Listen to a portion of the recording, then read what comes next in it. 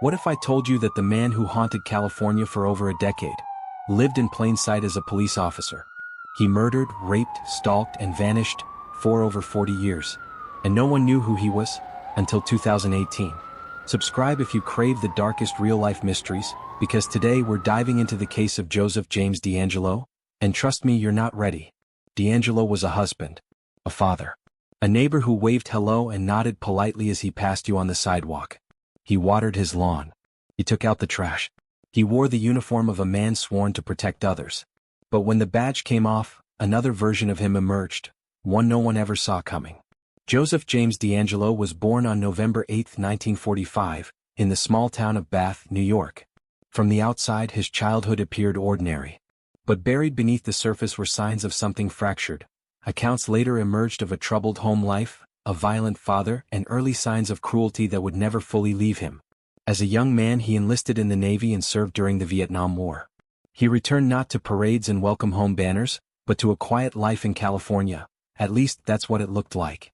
By the early 1970s, DeAngelo had become a police officer in the rural town of Exeter and later, in Auburn. He was the one people called when they were afraid. The one who responded to burglaries, break-ins, and threats. He wrote reports on crimes he himself would later commit. He wore a badge by day, and at night he stalked neighborhoods. He memorized patrol routes. He studied crime scene protocol. He learned how investigations worked, so he could stay one step ahead of them. In 1979, DeAngelo was fired, not for violence, not for assault. Not even for the trail of bodies he'd already left behind. He was caught shoplifting, just 2 items, a hammer and a can of dog repellent. Innocuous to most. But for investigators years later, it was a chilling clue. Those were the exact tools he used to break into homes and neutralize family pets before his attacks. He married and had children. He lived in quiet suburbs and retired with a pension. He laughed at backyard barbecues. No one saw the rage simmering beneath his calm exterior. No one knew that by the time he was fired from the force, he had already raped dozens of women and taken multiple lives. He was no longer just a predator. He had become something far more calculating, far more brutal. He didn't look like a monster. But behind closed doors, he was the monster. As the world moved on, Joseph DeAngelo blended into it. He lived unnoticed, unchallenged. While victims waited decades for justice, he was shopping for groceries, tinkering with motorcycles in his garage, and walking among the very communities he once terrorized. He wasn't a shadowy figure hiding in the woods. He lived across the street. He wore a uniform. He was the man you never questioned. And that is exactly how he stayed hidden for over 40 years. By 1976, the quiet suburbs of Sacramento were holding their breath. Something unspoken was spreading through the streets, an unease that crept in with the night. In neighborhoods where kids played outside until sunset and doors were left unlocked without a second thought, a new ritual began to take root.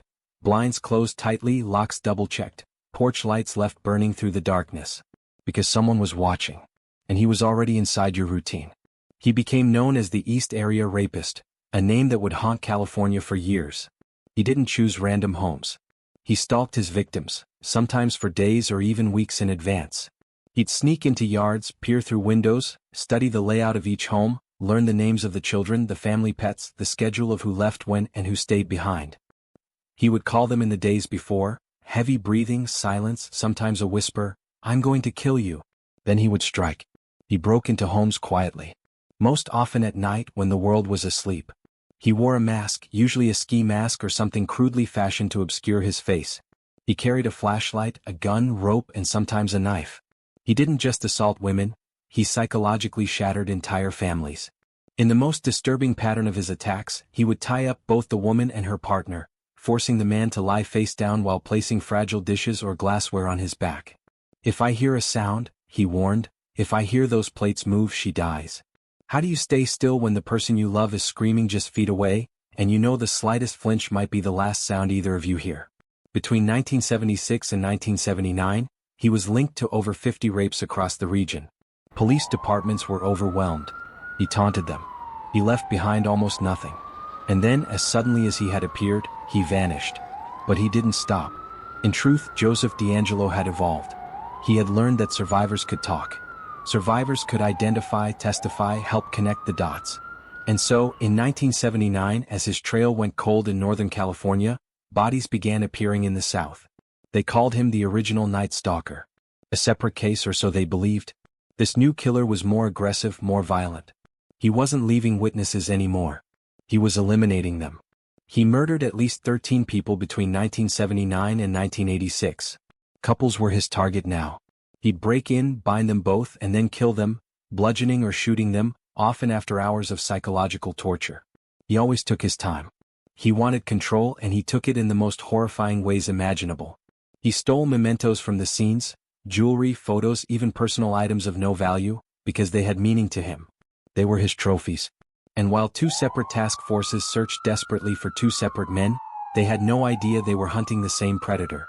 It wasn't until decades later, when DNA evidence could finally be cross-referenced, that investigators realized the devastating truth. The East Area Rapist and the original Night Stalker were one and the same.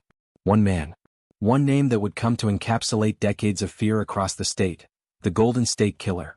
What kind of person commits over 50 rapes, and then continues on to take lives, carefully, methodically, as if murder was just the next phase of some horrific blueprint? And how did he stay hidden for so long, through multiple police jurisdictions, shifting technologies, and national manhunts, without ever being caught? The answer, disturbingly, was simple. He knew how to avoid getting caught because he had once worn the badge himself. DeAngelo had police training. He monitored radio traffic. He anticipated search patterns. He knew how evidence was collected. He adjusted every move accordingly. He even followed press coverage of his own crimes, likely laughing at how close they came, and how far they always remained. By the time his spree ended in 1986, families had been shattered, communities paralyzed, and a trail of fear carved across an entire state. And then, silence. He disappeared again. But somewhere in the darkness he was still watching. As for the victims, they weren't just names on a police file. They were mothers and fathers, sons and daughters, best friends and first loves. They were people living quiet, beautiful lives, until the night they crossed paths with a monster wearing the mask of a man. He stole their futures. But here, we remember their names. Brian and Katie Majori, February 2, 1978. It was supposed to be an ordinary evening. Brian and Katie, both only in their early 20s, newlyweds walking their dog through the neighborhood in Rancho Cordova. But that night, a shadow followed and shot thereafter. Left in the street like discarded memories. The police had no idea they had just encountered a killer who would change California forever. Did Brian sense what was coming?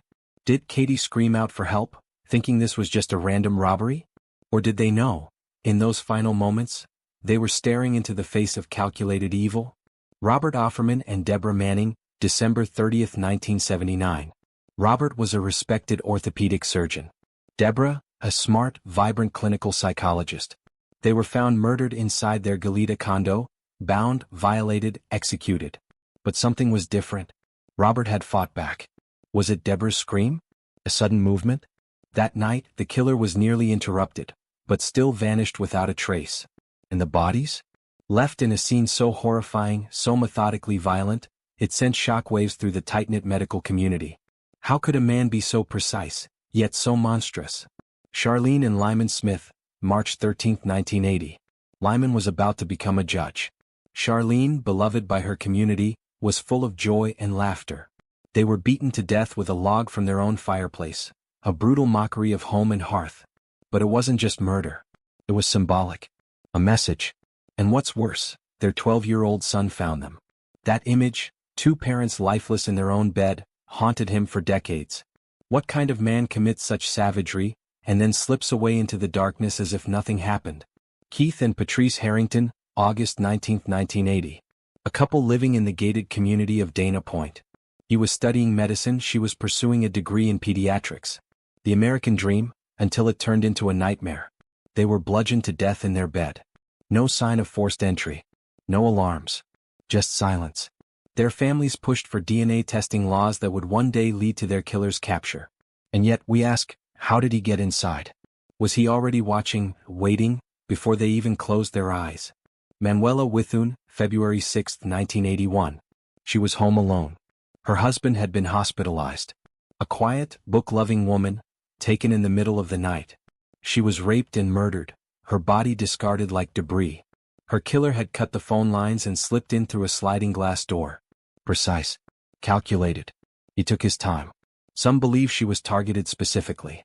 So we ask, Was she just unlucky, or was he watching her for weeks? Sherry Domingo and Gregory Sanchez, July 27, 1981. They were house-sitting for family. A break from routine. A quiet weekend in Goleta. Gregory tried to fight. His body bore signs of resistance. But the killer, always one step ahead, overpowered him. Sherry was raped, then murdered. The killer left through the backyard fence. How long had he been lurking there? Watching through windows? Breathing just outside the walls while they laughed inside? Janelle Lisa Cruz, May 4, 1986. 18 years old. A vibrant teenager working part-time at a pizza place, planning her next steps in life. Her family was out of town. She was alone. He raped and murdered her, leaving the home in disarray, a final display of terror. She was the last known victim, but how many others might never be known?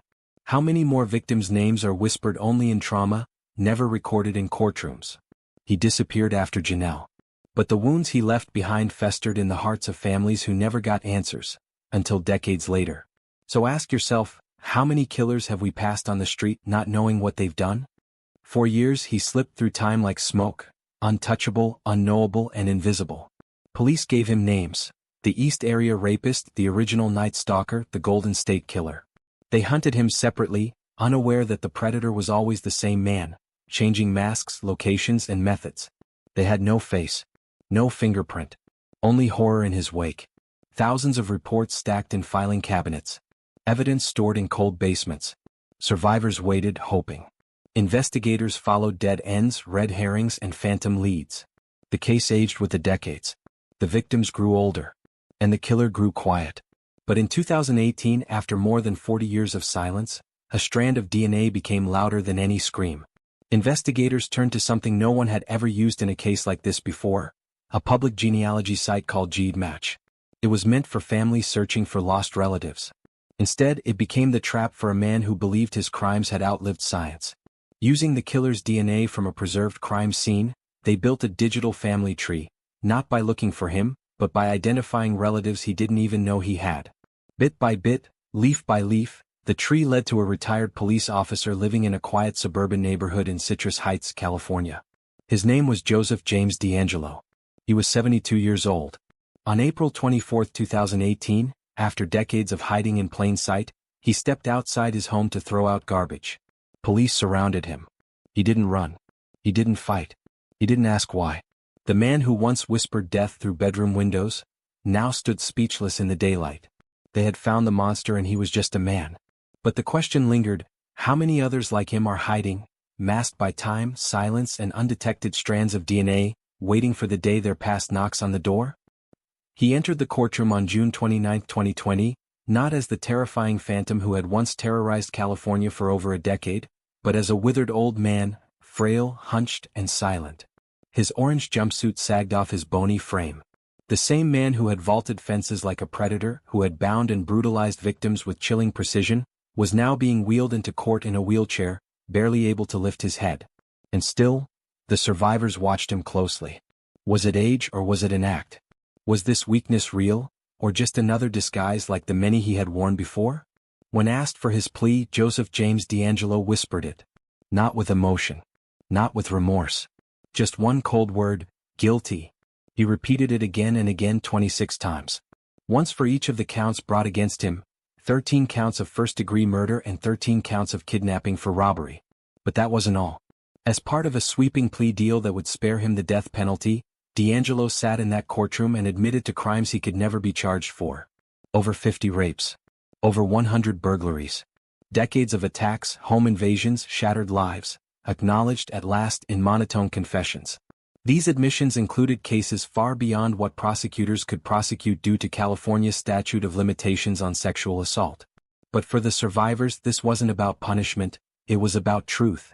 It was about hearing the man who had stolen their sense of safety, their peace of mind, their families, finally speak the words aloud. On August 21, 2020, Joseph James DeAngelo was sentenced in a Sacramento courtroom to 11 consecutive life sentences without the possibility of parole, plus 15 concurrent life sentences, and an additional 8 years. It was, by any measure, symbolic. He would never walk free again. The sentence was meant to ensure that even in death, he would never escape the weight of what he had done. Justice, long delayed, had finally arrived.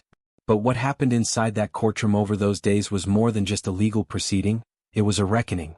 Survivors and families of victims lined up to deliver their victim impact statements, heart-wrenching, unflinching declarations of pain and loss.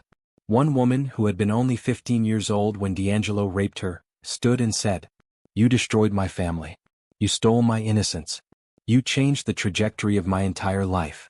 Another said, "We lived in fear every single night.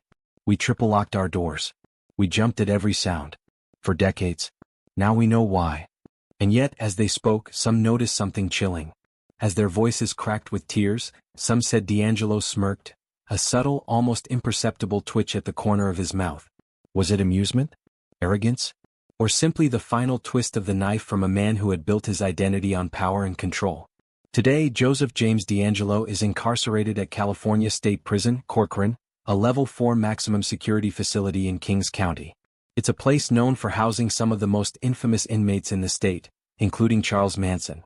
But unlike his victims who endured years of silence and unanswered questions, DeAngelo now lives in complete isolation, behind layers of steel and surveillance, with no name whispered in fear, only remembered with disgust. And so we ask, was it justice?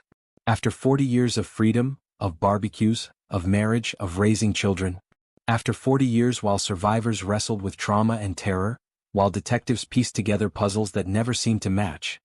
If this story has sent a shiver down your spine and left you staring into the shadows a little longer tonight, don't just scroll past. Take a moment to hit that like button and show your support for uncovering the darkest truths.